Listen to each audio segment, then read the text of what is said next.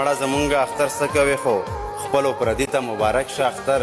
بغیر له تا نه بې وفا سړیه هر یو سړي ته مبارک شه اختر.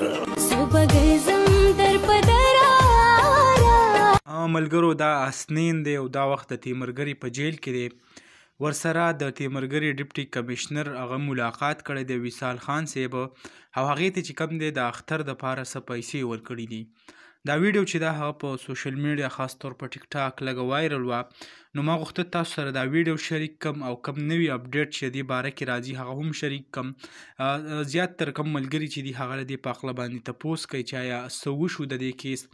کیس په هکله زه تاسو ته ویم دې چې کوم واقع کړی وه کوم خپل مور او پلار باندې چې ډزې کړې وې د هغې په نتیجه کې د دې کوم پلار چې دی هغه وفات شوی او مور چې کوم د هغه ډېره زیاته زخمي وه او کوم د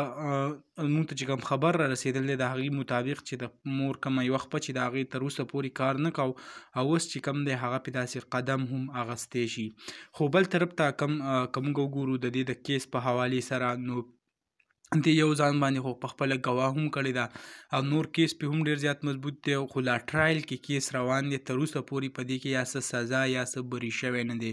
ضمانت درخواست چې کوم دی هغه خارج کړی شوی دی او تر ټرایل کومه معامله چې دا هغه روانه ده نو چې څه وخت هم څه فیصله وشو نو موږ تاسو ته په دې چینل باندې وایو او تاسو به هغه فورا خبرو. خو زیات تر کم داسې د یو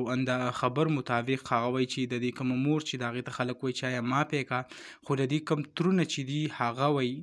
چې دا به نه معاف کوو نو د هغو د وجې ترمنځ چې کوم دی دا معامله روانه ده. خو بس الله تعالی دې هغه وکړي څه کړي چې د دې خیر وي ځکه اوس هسې هم دي چې څه کړي دي بس هغه شوي دي غلطي د انسان نه شوې ده